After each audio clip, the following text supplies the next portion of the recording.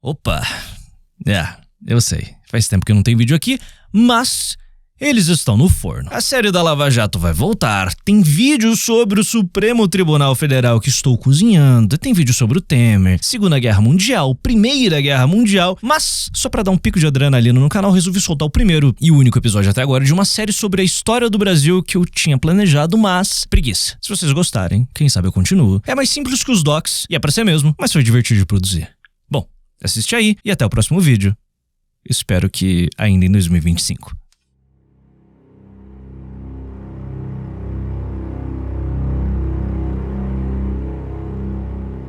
O ano é 376 e o Império Romano está caminhando a passos largos em direção ao colapso. As invasões bárbaras há muito se tornaram rotineiras e o Império não possuía os meios para impedir os avanços dos germânicos sobre suas terras, pois sua sociedade havia se degenerado a tal ponto que a tarefa de defender o seu estado foi entregue aos bárbaros. Desde o início do Império, a baixa taxa de natalidade dos cidadãos romanos era uma preocupação. No último século do Império, elas simplesmente colapsaram. Nessa altura do campeonato, não haviam romanos suficientes para manter o exército. A solução encontrada foi utilizar os foederati, tribos bárbaras aliadas de Roma, para cumprir essa função, além do custo de empregar germânicos ser muito mais baixo do que o de manter soldados romanos. Em questão de algumas décadas, o exército romano era formado quase que em sua totalidade por foederati. Esses bárbaros perceberam o aumento do seu poder e assim elevaram as suas exigências para seguir cumprindo a função de manter outros bárbaros para o lado de lá da fronteira. Os imperadores romanos e representantes de Roma não eram muito bons em cumprir os seus acordos e frequentemente os bárbaros se revoltaram. O início da nossa história remonta a uma dessas revoltas, a mais impactante de todas elas, a Guerra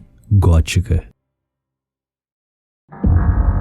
A origem dos visigodos, assim como de outros povos germânicos como os francos e alamanos, é incerta. Muito provavelmente eles vieram da Escandinávia, migraram para o leste europeu e depois seguiram até os Balcãs, onde estabeleceram contato com os romanos, que sabiamente por séculos evitaram um conflito aberto com os visigodos. A razão de sua migração do norte da Europa é bastante óbvia. Eles buscavam um clima quente e terras férteis. Durante a década de 70 do século IV, algumas tribos visigóticas, cujo número exato de pessoas é impossível de ser definido com precisão, mas especialistas apontam que giravam em torno de 50 a 200 mil pessoas, migraram para perto do Danúbio. Haviam dois motivos para isso acontecer. O primeiro eram os hunos, que foram os grandes causadores das invasões bárbaras do Império Romano, um povo tão brutal que para os germânicos era melhor enfrentar os romanos a ficar e se defender dessa confederação de guerreiros das estepes eurasianas. A segunda razão se deu pela guerra civil visigótica travada entre o rei Atanarico, um pagão, e Fritigern, um cristão ariano. O primeiro temia a destruição da cultura visigótica pelo cristianismo, que durante o seu reinado estava se espalhando como fogo em mato seco entre os visigodos. Ele perpetrou uma brutal perseguição aos cristãos, fomentando a ira dessa parcela dos visigodos que elegeram Fritigern seu líder. Mas esses cristãos perderam a guerra e fugiram da ira de Atanarico, e agora estavam na fronteira do Império Romano pedindo uma passagem segura para o outro lado. As chances eram boas. Atanarico e o atual imperador romano do Oriente, Flávio Júlio Valente, guerrearam por muitos anos e Fritigern era cristão, apesar de ser ariano. Emissários foram enviados ao imperador Valente, que neste momento estava na Antioquia se preparando para a invasão do Império Sassânida. A proposta feita por Fritigern era de que os romanos permitissem o assentamento de seu povo em terras do Império. Em troca, eles se tornariam foederati e Fritigern fomentaria a conversão dos pagãos ao cristianismo. Sempre houve um risco envolvido nesses acordos. Desde muito antes de Júlio César é sabido que os bárbaros não são bons em respeitar tratados. Era de sua natureza enganar antes de serem enganados. A instabilidade de sua sociedade era um fator que dificultava ainda mais as coisas. Os reis visigodos eram chefes militares eleitos por suas tribos. O seu objetivo principal era gerenciar as campanhas militares e muito posteriormente se ocupar com a administração governamental. Não que houvesse muita burocracia, os visigodos visigodos eram geridos pelo costume, pois não existiam leis escritas, portanto, palavras ao vento. Valente aceita a proposta de Frigerno e entrega os visigodos à província da Mésia Inferior, localizada na margem sul do Danúbio, porém, os bárbaros não ficaram muito tempo por lá. Os capitães Máximo e Lupicino, que foram encarregados pelo imperador a tarefa de dividir as terras e os bárbaros, questão muito importante, pois serviria para dificultar o estabelecimento de uma grande aliança entre os germânicos, assim evitando revoltas de grande escala e permitir a integração desses bárbaros na sociedade romana. O problema é que haviam muitos bárbaros. Por 2 longos meses, centenas de milhares de pessoas acamparam em um espaço minúsculo. Roma prometeu que iria alimentar essas pessoas, mas a logística romana não estava dando conta e os 2 oficiais e seus subordinados, encarregados de executarem essa operação, fizeram de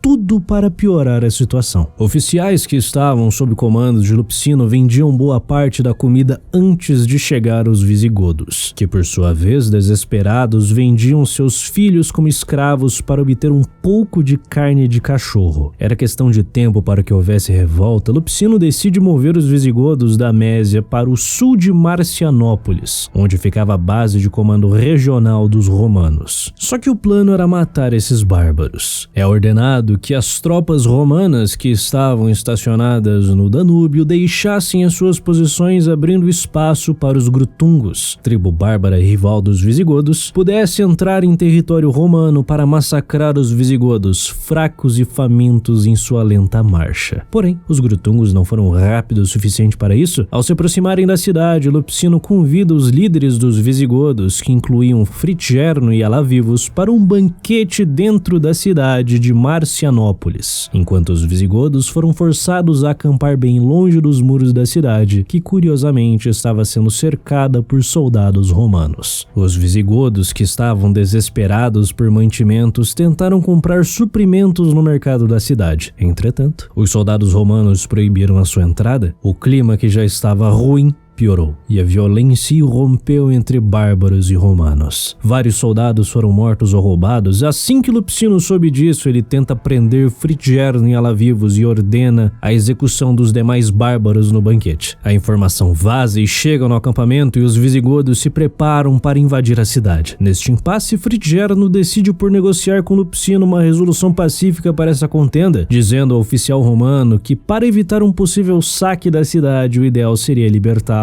para que seu povo tivesse a certeza de que ele estava vivo. Surpreendentemente, o oficial romano aceita essa proposta e o deixa ir. Ao retornar para o acampamento, Frigerno e seus visigodos decidem que esses meses de fome, doença e humilhação não seriam tão facilmente perdoados. O acordo com o imperador foi quebrado. Em 376, a guerra tem início.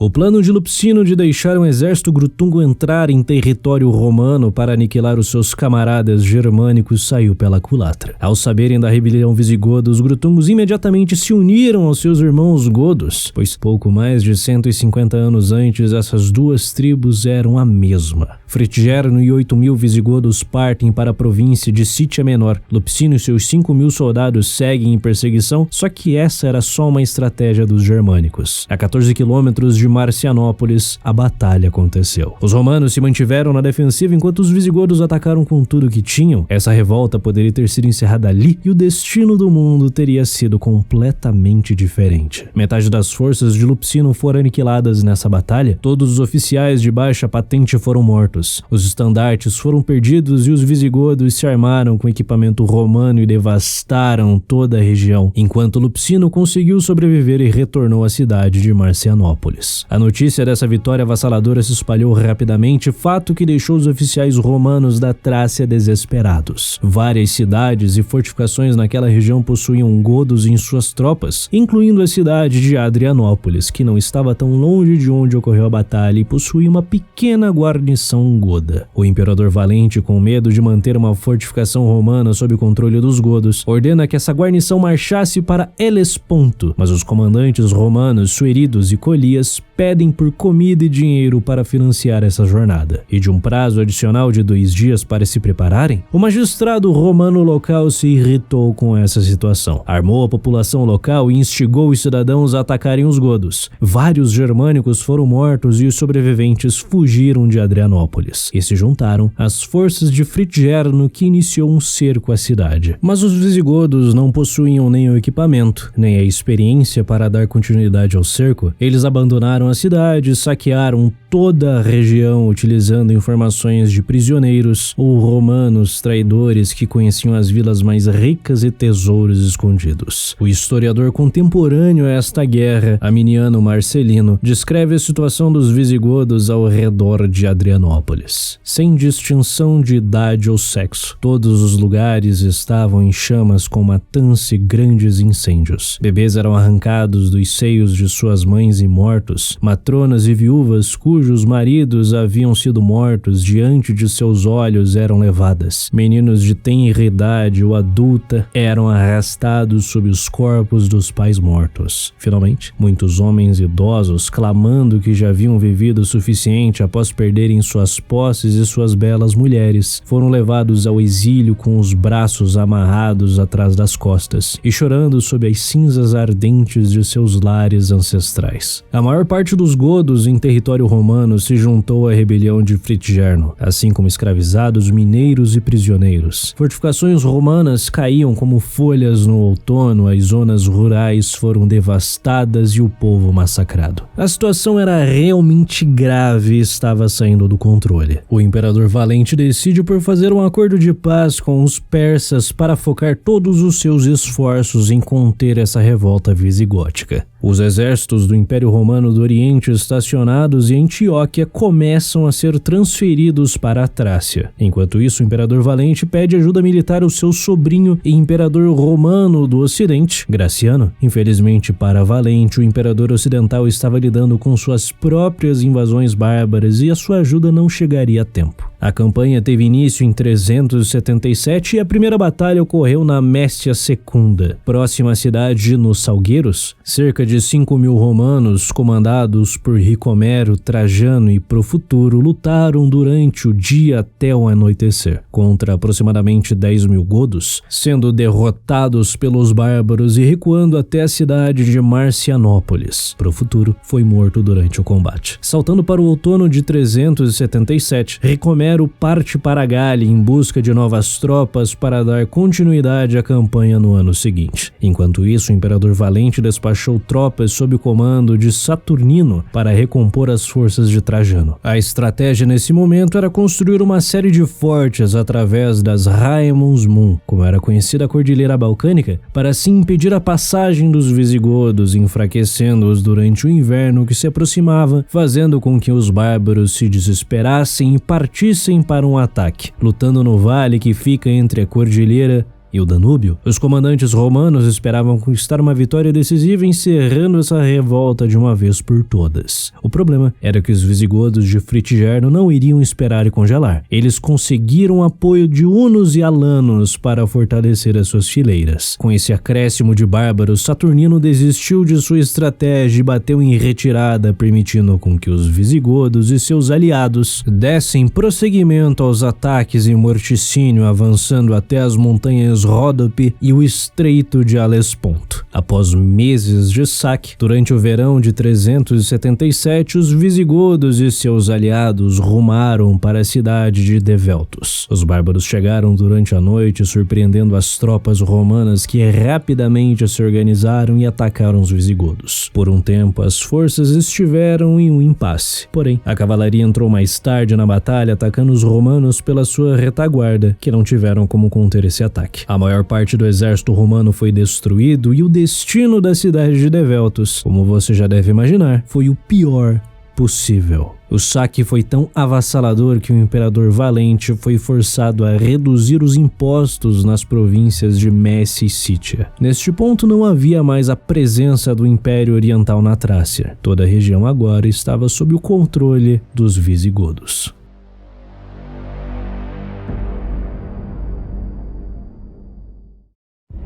E enquanto tudo isso acontecia, o imperador Valente seguia em suas negociações de paz com o Império Sassânida. Após conceder várias concessões aos persas, o imperador romano e o restante de suas tropas deixam Antioquia, chegando em Constantinopla em 30 de maio de 378. A recepção não foi das melhores, houve tumulto, pois os cidadãos da capital acusaram Valente de negligenciar sua segurança e permitir o controle bárbaro da Trácia. Em 12 de junho, ele deixa Constantinopla em direção a Melântias, onde se reúne com todo o restante do exército oriental e oficiais vindos da Itália. Trajano foi responsabilizado pela derrota em Nos Salgueiros e o general Sebastião assume parte das forças orientais e segue em marcha até Adrianópolis. E a cidade estava tão temerosa com o domínio bárbaro da região que foi necessário convencer os romanos que viviam lá a abrirem os portões da cidade para suas próprias legiões. Nos dias que se seguiram, escaramuças entre as forças de Sebastião e Fritigern aconteceram no entorno de Adrianópolis. Com pequenas vitórias dos dois lados, o imperador ocidental Graciano deveria se juntar às forças orientais neste momento. Porém, a situação em sua metade do império era precária. O conflito travado com os latinenses teve fim em 376 durante a Batalha de Argentovaria, que foi tão decisiva que esta tribo desapareceu dos registros históricos. Entretanto, os romanos detectaram movimentação de germânicos na margem do Reno, eram os alamanos. Eles tentaram a travessia do rio e foram derrotados pelos romanos. Isso atrasou muito o planejamento que havia sido feito inicialmente.